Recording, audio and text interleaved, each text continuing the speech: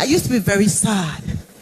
I used to be so sad when people write about me and tell me things that I'm not. Because I truly know who I am. You know, I used to break down and I used to be sad. And one day, I went to my room, to my quiet place, and I asked myself 2 questions. Are you controversial? Yes. I answered my question myself. I asked myself the second question. I said, can you leverage on this? Can you build a life with this?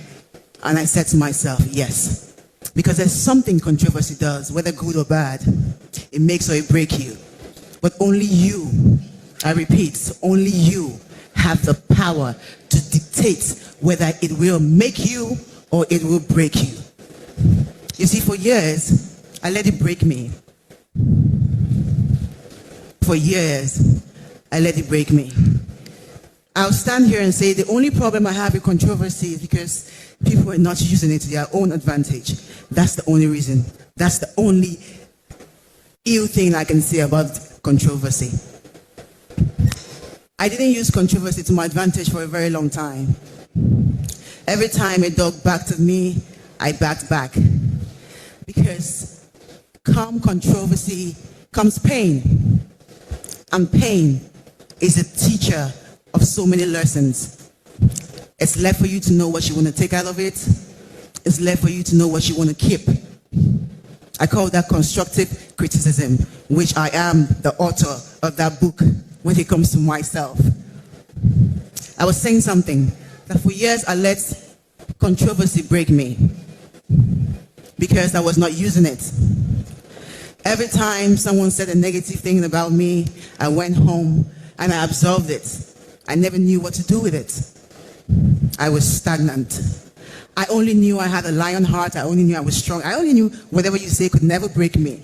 But then again, if you have a dry sponge and every day you keep adding water to that sponge, every second, every minute, every second, and you don't squeeze, and you don't squeeze, and you don't squeeze, what would happen?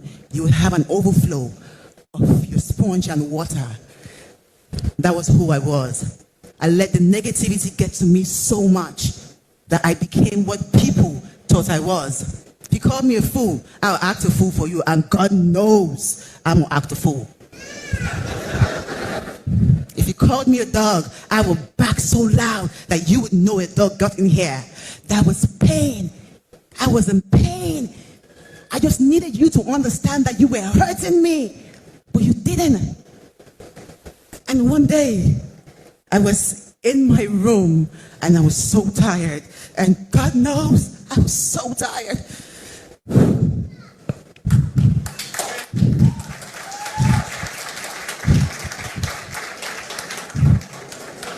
I took a bottle of Sniper. I drank it all. I just wanted it to be over. It was too much. It was too big. I couldn't control it. And my heart was just, I knew who I was. But you were telling me I was someone else. I couldn't comprehend it. My life was in a fix. But there are some people that even death cannot kill.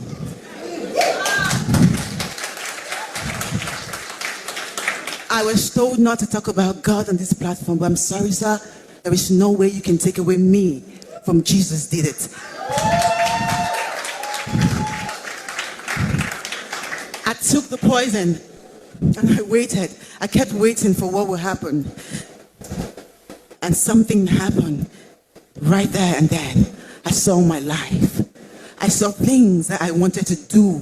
I saw dreams that I'd written down and forgotten.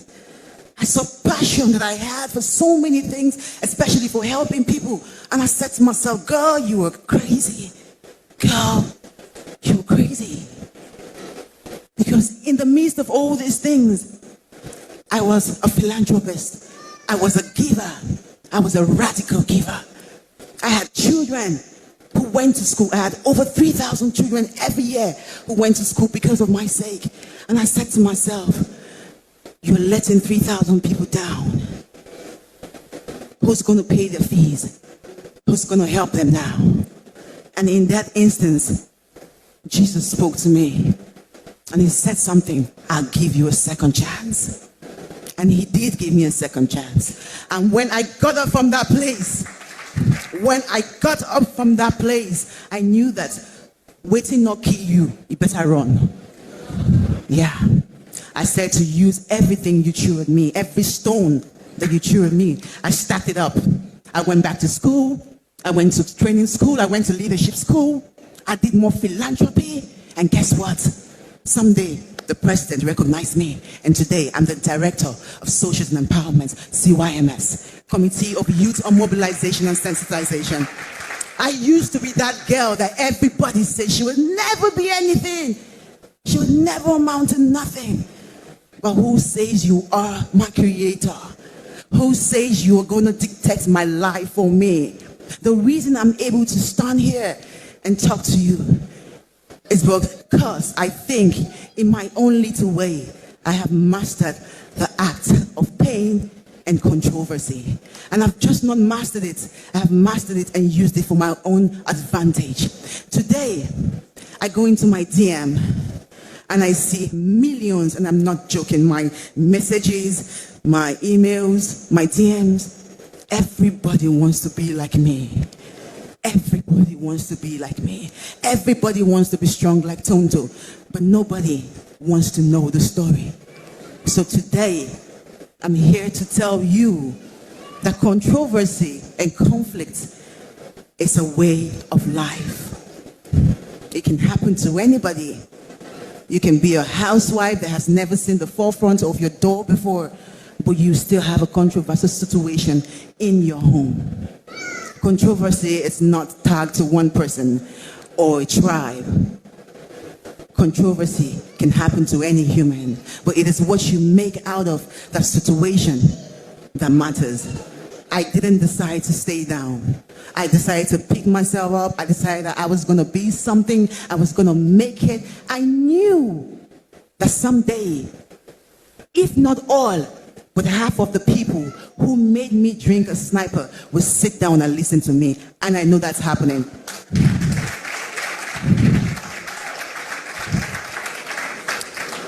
I don't know what more to say, but Jesus did it. And he did it for me. I used my strength to fight it. And I want to say that I know there's so many Tontos in this hall today fighting one conflict, one pain, one controversy, wherever it is, in what magnitude or what capacity that you are facing yours. Waiting, there is a Tonto just waiting to be a king Tonto. I'm here to tell you today, it is achievable. If I